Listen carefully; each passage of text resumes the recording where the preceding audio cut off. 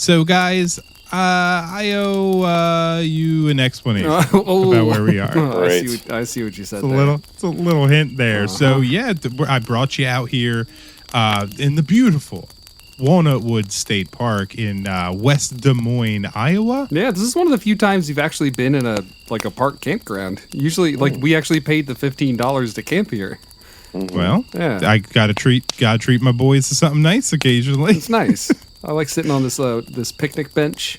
It feels cozy, feels comfortable. The fire's going good. We actually have a little fire pit, which is nice. You're not just lighting the woods on fire. This feels much more responsible and safe. Yeah, it's like occasionally it's an accident, but this time it's all purpose. But yeah, we're not here for West Des Moines. You might be thinking, oh, what monster is in West Des Moines?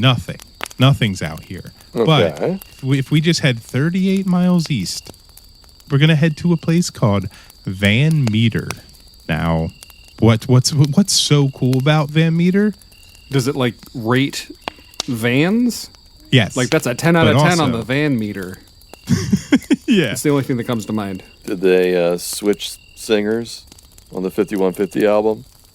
Is that a Van Halen joke? It was an attempt. Oh, okay. Interesting. Yeah. Yes. Greg's not having it. No. Can we get back to rating vans, please?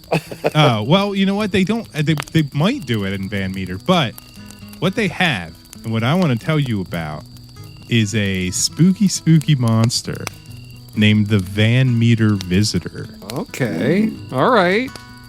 Is this a peeping Tom monster? Ooh, it might be. It kind of is. Oh, God. Nice. More like Cryptid. What the Cryptid song? It's Greg's Cryptid Corner, where mysteries abound. Bigfoot, Mothman, monsters, let's see what we found. Hey, and welcome to another episode of Greg's Cryptid Corner, where we're a podcast about monsters for weirdos. And I think that's the slogan. I think that's what we're going to roll. Oh, we got one. I like it. Yeah. So I'm your host, Greg, and as always, I'm joined by, they want to be called guests, Dan and Eric. Hello. How you boys doing today? It's so nice to be back. Yeah, feeling good. I'm feeling weird. Yeah. We're actually here on our own volition. I like these camping trips. I like being in these new parks, hanging out in Des Moines, reading the Des Moines Register, eating at my favorite local Des Moines, Iowa restaurants, like the Diner and the Waffle House. I'm trying to think of other local references that Des Moinesians would really latch onto and find endearing. We got no service out here to Google what's around. No. So yeah, we just saw that diner and I know it's a good one. Yeah. But yeah, so today they have a Victoria's Secret at their the Jordan Creek Mall now. Oh shit. Oh, that's a big upgrade. Swing by there on the way home. Oh, and the ground beef that was sold at their Whole Foods tested positive for E. coli. So there's a lot going on in Des Moines, Iowa. Yikes. Oh, Des Moines, get your ground beef situation figured out. Oh, apparently there are 7 places to do outdoor yoga. So maybe you're forgetting the bubble guts from the poisoned beef you bought at Whole Foods. You can do some outdoor yoga and bust that ass wide open. Yeah, just work it out. Yeah. I'm sorry, Greg. I keep talking. I'm just really into West Des Moines, Iowa. Yeah, really cool. It sounds it. And honestly, it's a beautiful place. It's a beautiful place. Iowa is known for the movie The Field of Dreams, I believe. I think that's where the farm was. Yeah, and according to their local newspaper, all of the articles are about a missing girl that was found in Tennessee. Oh. So their most interesting story is not even about Des Moines. Well, she's still alive. That happens. Yes, she is. Yes, she is. Good for her. That's great. And they've recently dropped 2 controversial Raccoon River bridge options. No shit. Yeah, good. We got to get over that giant raccoon. Yeah, I say. So a bridge is very important. Yeah. This is an example of Greg and my brains work very differently. When I hear Raccoon River, I think of a river of 1,000 raccoons. It's just like a swarm of raccoons. Greg imagines one giant raccoon that you have to cross over. Yeah, because a giant raccoon is a cryptid. A 1,000 raccoons is a dream of mine. All right, I'm sorry. We've delayed enough. I want to know about this Peeping Tom cryptid. Yeah, so today we're going to talk about the Van Meter visitor. Now, I like when cryptids have such vague names. So I do want to ask you guys, when you hear the name Van Meter visitor, what comes to mind? Like, what kind of monster do you think this is? I don't know. I mean, it seems formal. Seems like it should have like a tuxedo on. Okay. Like welcome you in and have like those little eyeglass things. He's got like a Jello dessert on a tray. You know, when he knocks on your door. Oh yeah, he's like a butler. That's what I was going to say. So he's kind of a butler, huh? Yeah. Huh, interesting. Jello like butler. It's like a hairy Mr. Belvedere. Oh, you know what, bro? Okay. Okay, I'm going to take your question seriously, Greg. What Eric and I are both talking about is bipedal, humanoid. Because visitor it's not like a monster. It's not a Bigfoot. It's not a Momo. It's not a creature. It's a visitor. So there's like something vaguely human about it. Are we on to something? It's bipedal. It's bipedal. Bipedal. Okay. And some have described it as humanoid. Okay.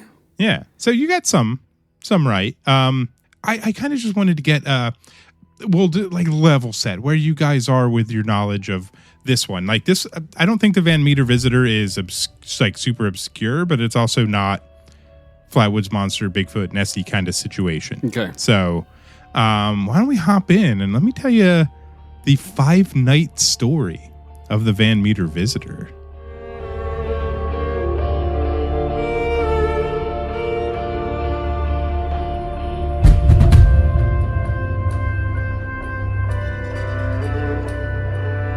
On the night of September 29th, 1903, local businessman U.G. Griffith, he was walking home late at night. The streets were barren, but a bright light on the roof of one of the buildings drew his attention. Thinking it's a burglar, he felt the need to investigate, as any good Iowan would. Nosy neighbor. But as he approaches, the light jumps from one building to another before flying off and disappearing. Ooh. Now, this won't be the last odd event this week in Van Meter. Over the next 4 nights, all around seemingly 1 a.m., the town is in for a monster hunt. So on the night of September 30th, the next night, when Dr. Alcott, who's the local physician, he's awoken from his sleep by a bright light shining through his window. He went to check and saw a creature perched on a telegraph pole outside his window. So it's obviously no surprise that he was scared. But with his heart steeled to kill the beast, he grabbed his gun and fired multiple shots at it. Oh, Jesus. Okay. Dude, whip the gun out. All right. I mean, it is America. It makes sense. Yeah. Get that creature. The monster, unfazed, flew away. So this is kind of the first like real sighting of this. So let me kind of talk to you about the monster, describe it, let you know kind of what vibe he's putting out on the dance floor here. Okay. So, all right. Yeah. Well, he can fly. And he travels in a ball of light, maybe. Maybe. We'll see. Okay, So yeah. he's described as an 8-foot tall. Whoa. That's Jesus. way bigger than I expected. Me too. He's a big boy. Leathery winged, like bat-like creature Oh. with a horn on its head that emits a blinding light. Like those fish. Like anglers. anglerfish. Yeah. Yeah. Its footprints were said to have 3 toes, which very Momo. similar to Momo. Yep. And it emitted a sulfuric stench, very similar to I knew it was going to stink. very similar to the Flatwoods Monster, And also demons. and demons. Yeah. Now some of the witnesses, like we get more witnesses coming up, but some say they heard like strange mechanical or buzzing sounds coming from it, which doesn't sound organic, but it wasn't, that description wasn't consistent across everything. So I mean, bees make buzzing sounds. it's true. He could be full of bees. He could be full of bees. Didn't we have a cat that ate bees and raccoons? Yeah. Yeah. This might be the Splinter cat. He ate too many bees. He got so big from his bee. Yeah. If you eat bees, you bulk up eventually. Bees are all protein and sugar. Yeah. And you swell. You get swole from the swelling. Yeah, from the stinging inside you. Yeah. But yeah, so this 8-foot bat creature came to be known as the Van Meter Visitor. And he's going to continue to make appearances across the town for the next 3 nights. I was not expecting an 8-foot tall Batman with a horn that has a flashlight taped to it. This is a surprise to me. It's like the opposite. I thought it was going to be like a little guy that was just like flying around doing some bullshit on like rooftops. Yeah. A lot of the illustrations have it kind of looking like a pterodactyl with like a horn shooting light out. Just kind of to give you a little visual representation of the thought behind it. Okay, I'm excited to see. Can we hear another night? Because I want to know: is this all rooftop action and window? This is an elevated threat. If you're on the ground, you're okay. But if you're doing roof work or replacing windows, look out. I guess. But one also thing I wanted to mention. Now, Alcott shot at him. He was pretty confident he hit him. Well, okay, sure. Okay. The Van Meter Visitor is apparently bulletproof. The crazy guy shot through his window at a thing across the street, and he swears he hit it. Yeah, I believe that guy. I mean, he woke up at 1 a.m. scared out of his ass, grabbed his gun, shot at a creature in the dark. He hit it. I'm sure he wasn't drinking or anything like that. Yeah. He definitely has carbon monoxide monitors in his house that'll beep and let him know. Yeah. I've shot a lot of guns. I'm just saying it's hard enough to hit a target down a range. If you're just shooting in the dark out your window, that's buck wild. All right. Yeah, sure. He hit him. Yep. He's bulletproof now. Yeah. I love this. Yeah. So night 3 of the Visitor's reign of terror had the creature emerging. Now, one report said it was coming out of a bank vault. The other said it was coming through the window of a bank. Either way, this creature was in a bank. So it kind of dragon-like. Yeah. Oh, he's hoarding gold. Yeah. But only a little bit. He only has one horn. What was the dragon's name from Lord of the Rings? Smaug, yeah. Maybe it's Smaug. Baby Smaug. I like what is it? Van Buren Visitor? Van Meter. Van Meter. I like the Van Meter Visitor better. Who did we have a president named Van Buren? Martin Van Buren? I think Visitor? So. Yeah. But it doesn't sound like he's really doing anything like that warrants shooting it, killing it. Like he's just like, I'm dancing on a roof. I'm coming out of a bank. So I guess, Eric, you say that, but if you saw a pterodactyl with a blinding light coming out of its face and you had your gun, would you shoot at it? I don't think so. I mean, if it wasn't threatening me, I might just be like, what the fuck? I don't know. I would shoot it with my camera. Yeah, I don't think I would necessarily kill it until it started. Well, maybe once I smelled it, I would have been like, you know what? That's enough. You're going down. Yeah. That's why we don't let you bring guns when we're like having movie nights. Because you always shoot at anything that stinks. It's true. Would you shoot at it, Craig? Would you? Would I like to say no, I wouldn't? Yes, I would like to say that, but I would probably. This is a legit monster, right? This is the most like straight up something out of like Fantasia, like traditional demon sounding thing. Bat wings, a horn, it glows. It's pretty scary sounding. And it's 1 a.m. It's in 1903. It's in Iowa. They don't have anything like this out there normally. What if he's like, hey, you want to share an ice cream cone? And you're like, blah, dead. Well, then we don't have to share it anymore. Now it's my ice cream cone. So that's a plus. Yeah, that's true. So the Van Meter Visitor, now he's kind of like poking around a bank, and it scares the bank teller, Clarence Dunn. Now, he was sleeping in the bank that night, which sounds crazy, but the town was thinking that there was like burglars about. So he was staying to protect the bank. But just like Dr. Alcott, Clarence Dunn reported the sulfur stink as well. So that's a consistent part. Okay. Now, night 4, October 2nd, the town had, like, we'll just say they've had enough of this monster. So a small posse of locals patrolled the town. Again, around 1 a.m., the creature was spotted. They shot at it again as it flew between buildings, but the bullets did nothing to stop it. Bulletproof monster. So one unique thing this night, though, was that a second smaller creature was seen as well. What? He's got a sidekick? Possibly a baby, possibly just, a little tiny friend. I don't know. The Van Meter visitor had a +1 for his visitation. Okay, I kind of like this guy. So the Van Meter visitor, he's got like big bat wings, right? So I'm assuming the little one would like grab onto his little tum-tum and fly around with him. Yeah. Maybe, yeah. It was reported that they were flying separately, but maybe when it was a baby, it would grab on. Okay. I like it's wearing like a baby Bjorn or something. Yeah. Oh, Maybe he's got like a kangaroo pouch and like little nipples in the kangaroo pouch that the baby can suckle at. Wait, hold on. Do kangaroos have nipples in their pouches? I don't know the Is answer that what to you just said? I hope so. I hope so too. Hold on, I'm going to Google it right now. Do kangaroos have nipples in their pouches? And I do want to clarify, Google auto-completed the search, so we are not the first ones. That's good. Or you've searched it before. Yeah, this is my thing. Yes, female kangaroos have nipples inside their pouches, which provide milk for their young, known as joeys. Male kangaroos do not have Male kangaroos do not have nipples. What? At all? There's flat?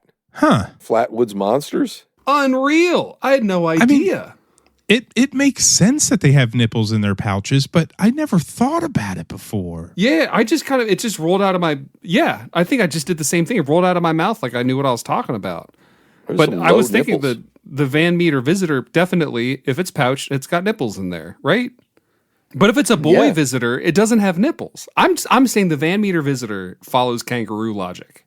Okay. Yeah. That's fine. I can't prove it or disprove it. So just like any good conspiracy, it's wide open. Who knows? You heard it here first. His little buddy in this sighting is called Joey. It's the Van Meter Joey. Van Meter Joey's the baby. Mm-hmm. Interesting. All right, cool. You're breaking this case wide open. But let's move on to the last night of the Van Meter visitors' visitation rights. I want you to know my cheeks are clenched. I'm excited for this last night, but nothing today is going to excite me more than the fact that male kangaroos don't have nipples. So interesting. Yeah. I think I saw that kangaroos have cloacas, which is crazy to me. What's a cloaca? Isn't that where the vagina would be? It's kind of a vagina. Oh. Well, I learned a new thing today. Cloaca sounds like the color I would paint my kitchen. I typed in do kangaroos have nipples in their pouches, and then the first picture that came up is labeled kangaroos, colon, baby making machines. And I clicked it, and it points to what looks like a butthole on its tail, but it's labeled the cloaca. Oh, I know what a cloaca is. Like ducks have cloaca. It's like one hole that does pee and poo and also gives birth, right? Isn't that what a cloaca is? That's crazy. All the things. That's too many things for one hole to do. Sorry. Back to the monster. Yes. Sorry. Yeah. Back to our Van Meter visitor. So on night 5, October 3rd, the spookiest night in Van Meter, the town decided on their next course of action. So it was theorized that the creatures were coming from the local abandoned mine. Obviously. So as they stalked the mine's entrance, they saw the creatures fly out. Now, they let loose a spray of bullets, scaring the monsters back inside. Whoa. Now, the creatures, they were, shrieking and everything, but they weren't hurt. It just, if somebody's shooting a gun at you, it's still going to be scared. Are they 8 foot? They're 8 foot. Yeah, well, the main one is 8 foot. Yeah. Okay. Yeah. Does it have guns? It doesn't have guns. Ah, damn. The people had guns. All right, that would be much scarier. But okay. Oh, couldn't imagine a giant bat-winged 8-foot creature with just AKs on both hands. Yeah, I mean, I'd be terrifying. Yeah, I'm imagining it right now, and I kind of love it. Man, I wouldn't want to meet that in a dark alley. We do need it. Can you find us a cryptid to talk about that shoots back? I would be interested in that. I don't know if there are any. I mean, we could do an alien probably that attacks. Sorry, I keep deviating. Van Meter visitor. Okay, yes, please carry on. Yeah, this is a cool one. I know. This more one's about nipples. I'm sorry. So the creatures fled back into the mine, and the townsfolk all gathered and closed up the mine with whatever they could find. Boards, rocks, dirt, whatever debris in this abandoned mine area, they filled up the hole. Now, early on hearing this story, I had heard that they exploded the mine shaft, sealing it off completely, but I couldn't find any evidence of that actually happening. Now, from that night, the creatures were never seen in Van Meter again. Now, did they die down in the hole? Did they escape elsewhere through like the network of interconnected tunnels that are all throughout like the United States? No one knows. Maybe they stumbled into an underground VHS rental store and they're just watching movies to kill time. Oh my God. Maybe those. Wait, this is a different podcast. Well, I mean, you could like uncover. You could just open that shaft back up and see if there's some 8-foot skeletons with horns. And so yeah, that's the thing, right? So the mine, it has either collapsed now or it's inaccessible, which has prevented any modern investigation. Damn. And then what's kind of cool about this is like there were no deaths or anybody got hurt by the monster. Right. The sulfur stink, the light projection, it being immune to bullets, those kind of things don't happen a lot with cryptids that I've heard about. Which I don't know. It just has like a lot of fun little things. It's kind of like when you see like Eric, I think you've talked about it before, like seeing something out of like the corner of like your eye is like terrifying. And this is kind of that vibe to it where it's just kind of doing its own thing, but everyone freaks out about it. Yeah. But yeah, unfortunately, they locked them up in a mine to die or flee. So again, that's the last we saw of the awesome 8-foot tall, big winged, nipple pouched Van Meter visitor. What are you guys' thoughts on it? With a horn, that glowing glows. horn, yeah. This was you said the year, right? It was like the early 1900s. 1903, yeah. 1903. What was happening in 1903? There's something about it being on rooftops and having a light.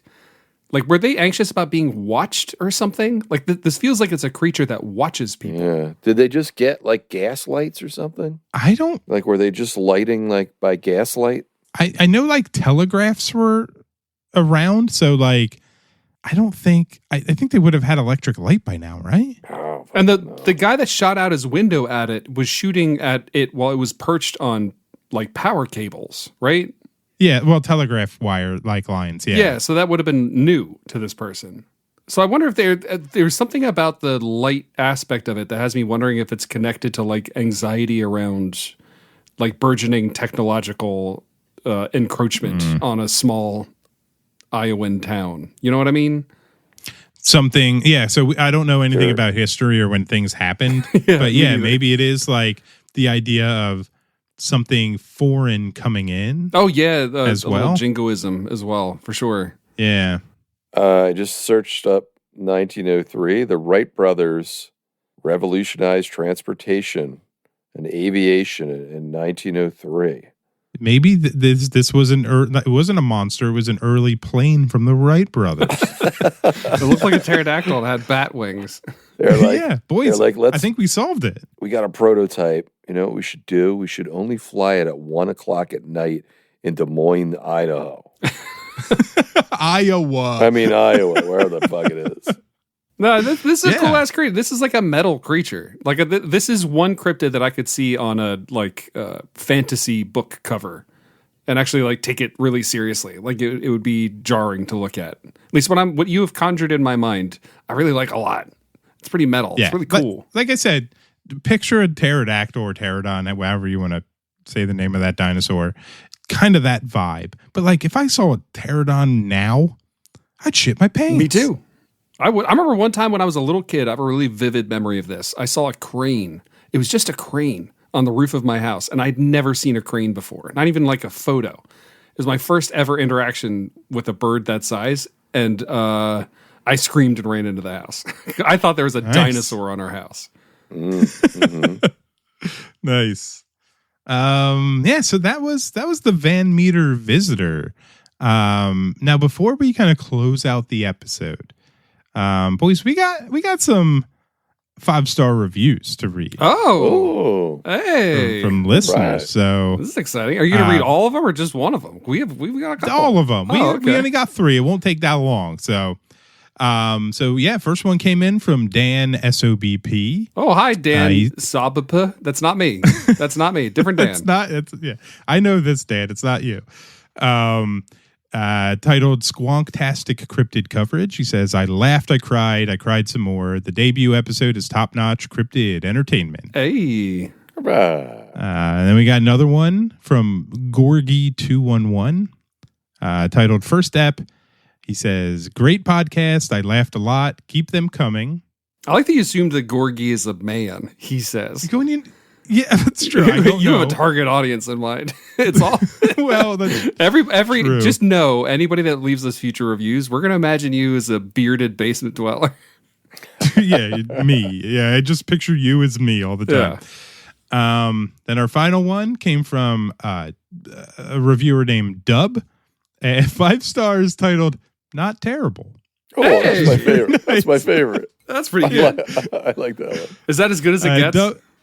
What Dub wrote, I could sit and listen to these guys for hours on end. I am always learning something, and I have laugh out loud moments that put me in a good mood. I am skeptical about cryptids. We'll change that, but enjoy them as much as anyone should enjoy common Greek or Roman mythology. Oh, I like that.